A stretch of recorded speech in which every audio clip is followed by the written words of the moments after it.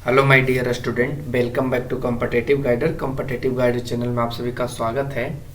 आज के इस वीडियो में हम लोग बात करने वाले हैं क्लास 8 का साइंस का चैप्टर नंबर फर्स्ट, जिसका नाम है फसल उत्पादन एवं प्रबंध। तो हम लोग इस चैप्टर का प्रश्न उत्तर देखेंगे और क्लास 8 से रिलेटेड और भी वीडियो आपको चैनल पे मिल जाएंगे, क्लास 9 से रिलेटेड भी और क्लास 10 से रिलेटेड भी। तो आप सभी चैनल के प्लेलिस्ट को चेक करना ना भूलें और वहां से अपने सब्जेक्ट के अनुसार और क्लास के अनुसार वीडियो को देख करके आप आंसर राइटिंग कर सकते हैं। साथ में हम लोग इस चैनल पे एक न्यू बैच स्टार्ट करने वाले हैं जो क्लास 8, 9 और 10 का प्रत्येक सब्जेक्ट का एक एक चैप्टर से हम पढ़ाने की कोशिश करेंगे। यदि आप लोगों को अच्छा लगे तो आप लोग प्लीज कमेंट सेक्शन में कमेंट करके जरूर बताना कि आप लोगों को क्लास कैसी लगती है। तो चलिए आज के इस वीडियो में फटाफट से बात कर लेते हैं इस चैप्टर का, यानी फसल उत्पादन एवं प्रबंध का प्रश्न उत्तर। तो आइए फर्स्ट क्वेश्चन में क्या बोलता है। फर्स्ट क्वेश्चन कहता है कि उचित शब्द छांटकर रिक्त स्थानों की पूर्ति करें।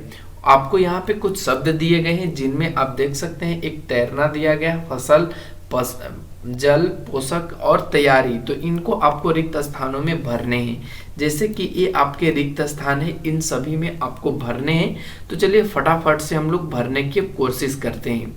फर्स्ट क्वेश्चन में कहा गया है कि एक स्थान पर एक ही प्रकार के बड़ी मात्रा में उगाए गए पौधों को खाली जगह कहते हैं।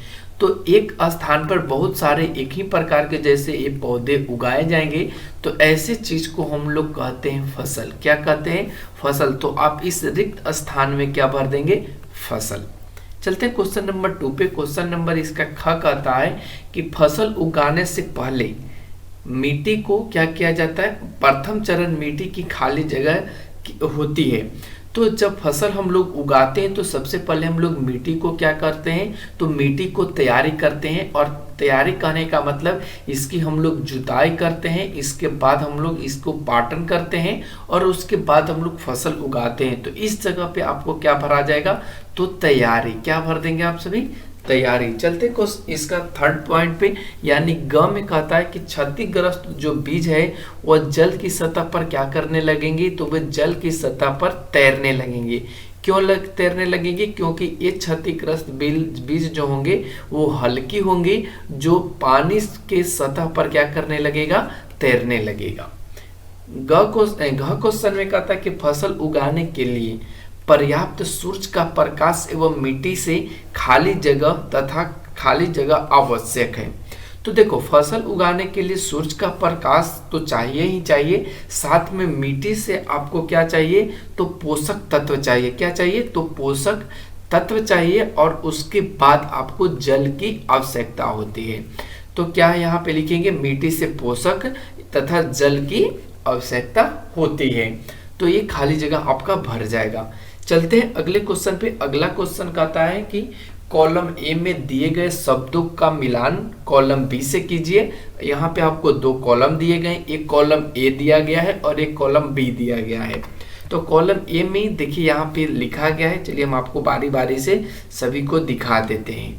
तो इस तरीके से आपको दिया गया है।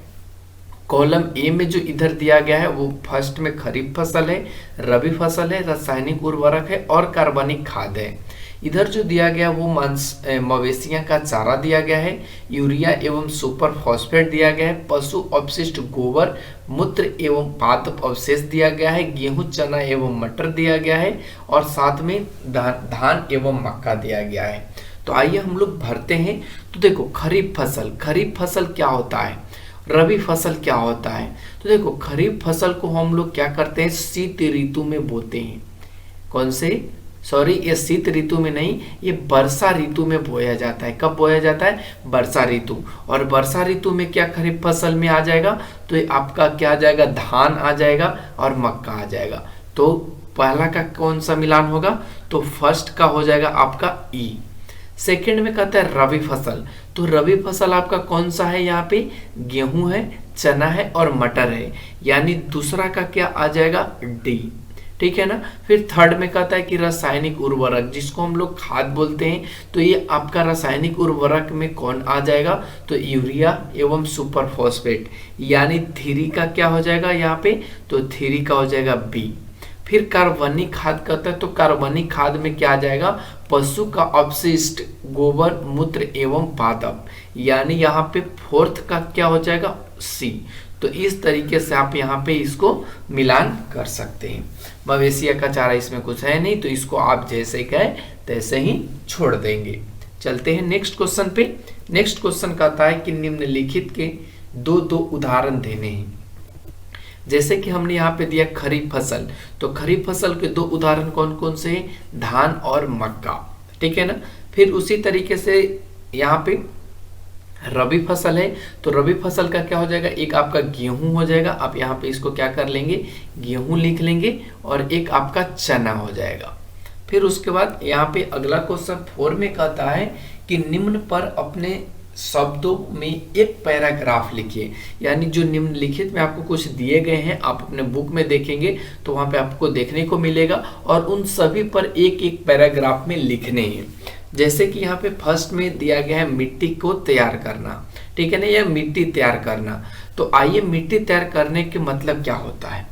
तो यहाँ पे हमने लिखा है कि फसल उगाने से पहले मिट्टी तैयार करना प्रथम चरण है, यानी फसल उगाने के लिए हम लोग क्या करते हैं, मिट्टी को तैयार करते हैं। तैयार कैसे करते हैं, तो मिट्टी को हम लोग क्या करते हैं, जो खेत होता है या जो जमीन होता है उसको जोता जाता है, और जोत करके मिट्टी को तैयार किया जाता है। फिर उसके बाद पलटन दिया जाता है, जो पोला बना करके किया जाता है, और मिट्टी को उलटने पलटने एवं पोला करने की जो प्रक्रिया कहलाती है उसी को हम लोग क्या कहते हैं, जुताई भी कहते हैं। तो मिट्टी तैयार कैसे करेंगे, आप यहाँ पे देख लिए, पहले आपको उसको जोतना होगा, और जोतने के लिए आप क्या कर सकते हैं, टेक्नोलॉजी का इस्तेमाल कर सकते हैं, या आप बैल के द्वारा भी उसे जोत सकते हैं, बैल के द्वारा भी या ट्रैक्टर के द्वारा भी, ठीक है ना।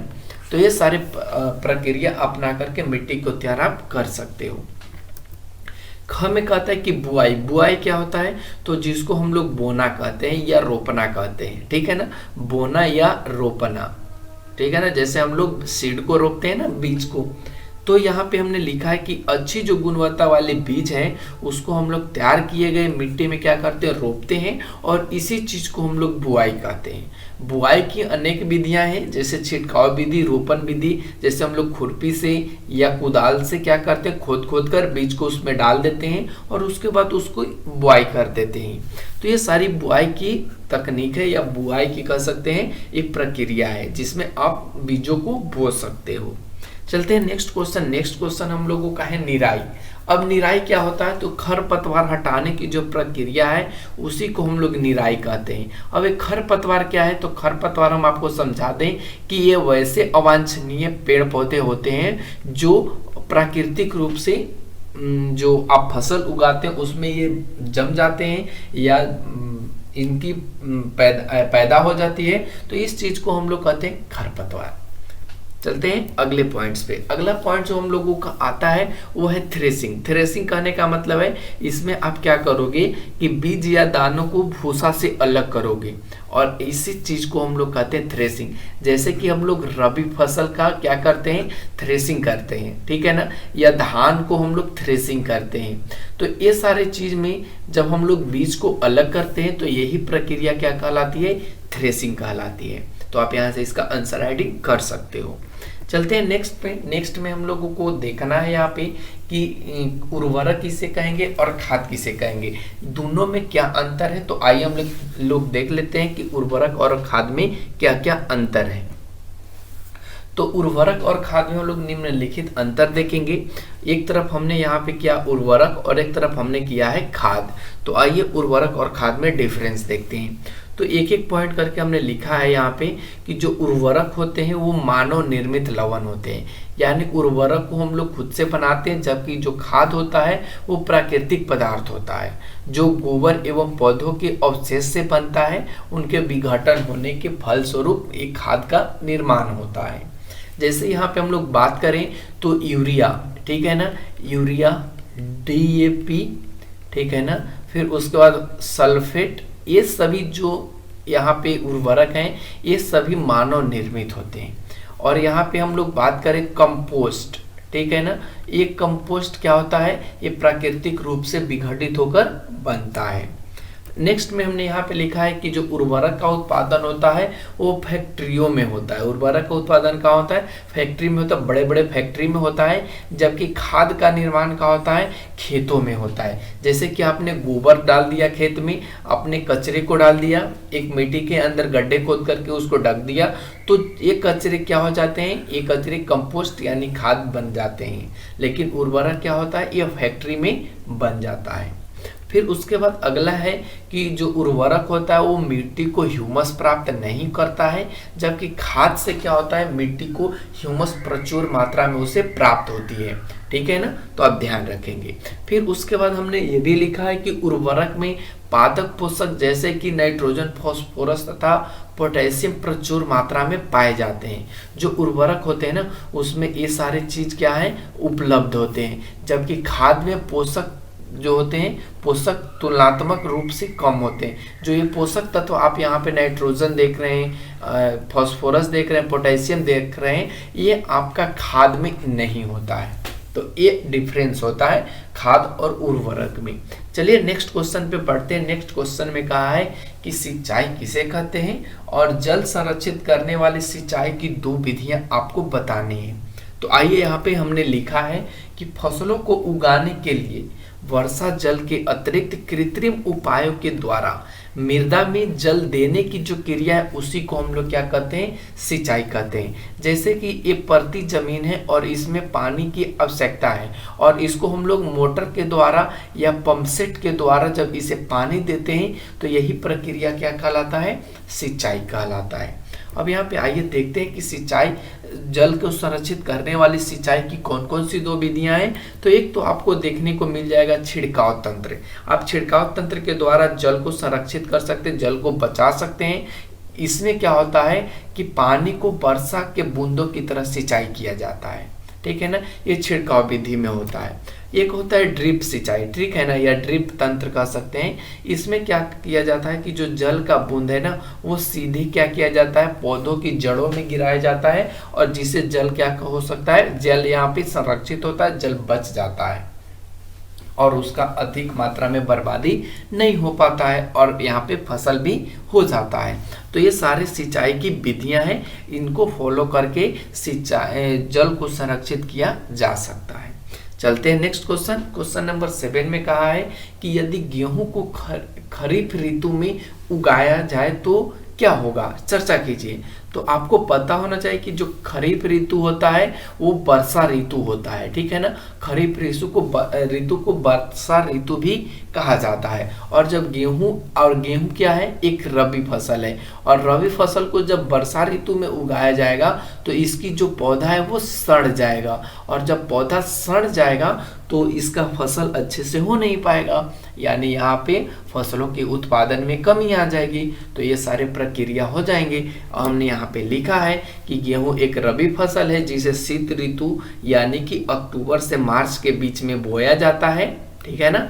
और जबकि इसे खरीफ ऋतु में उगाया जाए तो इस ऋतु में बारिश अधिक होती है जिसके कारण गेहूं का पौधा सड़ जाएगा और फसल क्या हो जाएगा, बर्बाद हो जाएगा। चलते क्वेश्चन नंबर 8 पे। 8 में कहा है कि खेत में लगातार फसल उगाने से मिट्टी पर क्या प्रभाव पड़ता है, व्याख्या कीजिए। तो हमने यहाँ पे लिखा है, आप यहाँ पे देख सकते हैं इसका उत्तर में कि खेतों में यदि आप लगातार फसल उगाते हैं तो मिट्टी का जो पोषक तत्व है उसकी कमी हो जाती है जिससे उसकी उर्वरता भी कम हो जाती है, जिसके कारण फसलों का उत्पादन नहीं हो पाता है और इसलिए फसलों को बदलकर उपजाना चाहिए। यानी कि प्रति जमीन जो है उसमें फसल को बदल कर या कुछ समय के लिए प्रति छोड़ देनी चाहिए और उसके बाद फसल को उगाना चाहिए, ठीक है ना। तो आप इसको ऐसे आंसर राइटिंग कर सकते हैं। चलते क्वेश्चन नंबर 9 पे। क्वेश्चन नंबर 9 कहता है कि खरपतवार क्या है, हम उनका नियंत्रण कैसे कर सकते हैं। तो आइए फटाफट से इसका उत्तर लिख लेते हैं यहाँ पे कि खरपतवार क्या है, ठीक है ना।